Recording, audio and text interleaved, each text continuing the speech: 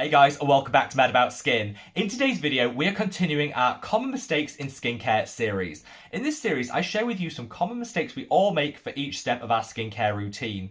These mistakes could be holding you back from getting maximum benefit and outcomes from the skincare products that you reach for. Today's the turn of moisturizers. Whilst moisturizers can be super simplistic, you kind of know where to layer them in your skincare routine. There are again some common mistakes I think we all make, which could be preventing you getting maximum benefit from your moisturizer and increasing the risk of sensitivity, redness, and irritation. I want to debunk these so we can all get maximum value from our skincare routine. I want you to sit back, relax as we talk some common moisturizer mistakes. Now, I want this video to be short, sharp, and to the point, but before we begin, just a quick reminder that this is actually part of a series that I'm running here on the channel. If you missed any of the other videos and want to recap, I'll leave a link to a playlist up there. We've already covered mistakes with cleansers, vitamin C's, retinols, and for me, what the purpose of this series is all helping you guys to tailor and use the products that you reach for to get maximum benefit and minimum side effects.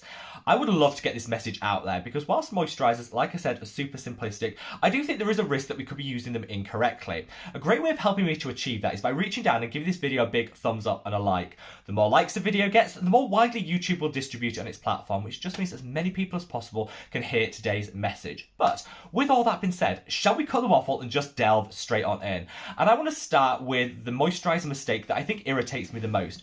And that's the mistake that we equate high price point with high outcomes.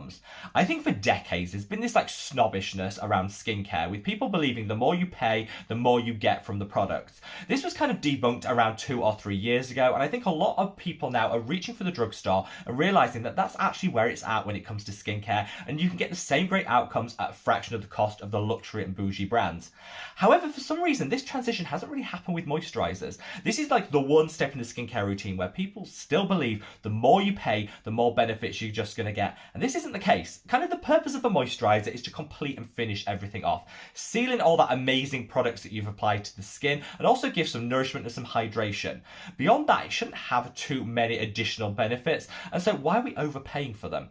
I see some people reaching for a $300 moon dust encrusted moisturizer, and I'm like, no. Actually, if you want to take that money that you're plowing into your moisturizer and then reallocate it to some fantastic serums where I do genuinely believe you can pay more to get more, that could be a really good investment. But don't overpay for your moisturizers. The two products that I tend to reach for time and time again in my skincare routine are both drugstore and affordable. On a morning, I use this, which is the Ultrist Dermatologist Moisturizing Fluid. Super lightweight, yet still gives a meaningful hydration to the skin, glides on, sits well under everything, and you can reapply sunscreen over the top of it, which I love. On an evening, when I want to go for something a bit richer, a little bit thicker, I reach for my own brand, which is this, the Mad About Skin Maximum Impact Moisturizer. Again, for £10, you can get a moisturizer that's formulated with some great botanicals, humectants and hydrators. It's also got some facial oils in here to really dial up the benefit that you're going to get from it. It can be a great evening, nighttime moisturizer where you want a little extra action to heal the skin as you sleep.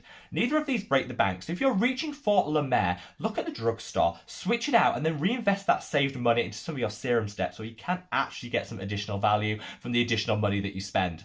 I think the second common mistake we all make, and I've certainly been guilty of that in the past, is that we believe that the moisturizer is the only moisturizing and hydrating step in the skincare routine.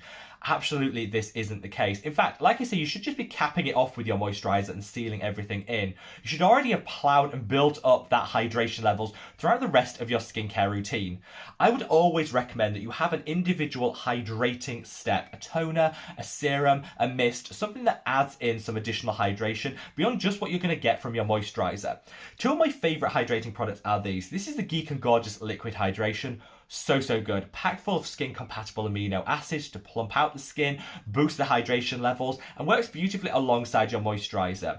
This is the Make Prem Watery Ampule, which again calms, soothes the skin, hydrates you to the gods, and works beautifully again alongside that moisturizer. I think for years we relied on the moisturizer itself to provide all that hydration. That's just not the case. Your skin should already be plump and hydrated when you come round to reaching for your moisturizer. You just use that to lock everything in and finish your routine to perfection. The third mistake I want to call out is applying your moisturizer onto dry skin. I used to do this for the longest possible time. I used to wait to make sure everything had sunk in before I then put the next product on, and this just isn't the right approach. With a few exceptions, most most products actually apply better onto damp skin. So be it toners, mists, serums, moisturizers, make sure the skin is damp and dewy before you put the next product on, because that'll just mean maximum absorption and just a better outcome from that product. I also find that they just apply that a little bit smoother and more elegantly when you're applying your products onto damp skin. The thing with moisturizers is most of them actually contain humectants, which are molecules that kind of draw in and retain moisture within themselves. You want them to be taking that moisture from the surface of the skin with everything being damp and dewy. You don't want it to be drawing it from the deeper levels of the skin itself, because that can exacerbate dryness. So give some hydration, some moisture for those humectants to hold onto by applying your moisturizer onto damp skin. Kind of think of your moisturizer as something that just caps everything off, seals it in, prevents transepidermal water loss, which is the loss of that hydration to the atmosphere around us, and so your skin should already be plump, dewy and hydrated by the time that you layer on that beautiful moisturizer to finish everything off. The fourth mistake concerns the oily skinned amongst us, and trust me, I know, my skin is super oily and super acne prone, and for the longest possible time, everybody was telling me you have to use a moisturizer even if you have oily skin. This, I'm here to tell you, is a total myth, and that is definitely not the case. If you're using a really beautiful hydrating sunscreen or SPF, you can absolutely use that as a sun protection and moisturizer in one. You don't need to use a separate moisturizer before or after it, and this is where I think our skin can start to feel heavy, weighed down and excessively greasy.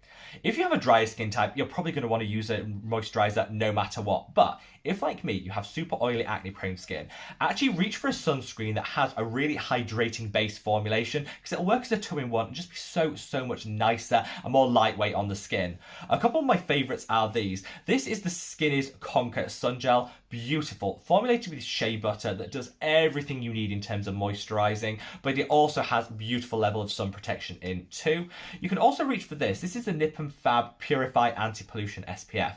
So rich and hydrating. I use this instead of my moisturizer. It's super lightweight, gives you that locked in guaranteed sun protection, but doesn't weigh the skin down. So if you want, and if your skin needs a moisturizer and a sunscreen in your routine, be my guest, go ahead and use it, but don't feel that you have to. It's all about listening to what your skin needs and what works best with your individual skin type. Now, finally, let's come on to applying too much moisturiser. I see people walking around with like a white mask of moisturiser and say, oh, it'll sink in, it's all I need. It just, your skin doesn't need that much like moisturiser paired onto it. And also, if you do that, it increases the risk of pilling and peeling if you want to like reapply sunscreen over the top of it during the day. If you feel you need a little more from your moisturiser than what you're currently getting with one application, don't just go on with a really thick crust. Actually, apply multiple moisturiser applications, one after the other. Little, but in multiple applications, will give a nicer finish to the skin and greater benefit than one thick layer, which actually just looks ridiculous, doesn't feel great on the skin, and will increase the risk of pilling and peeling down the line.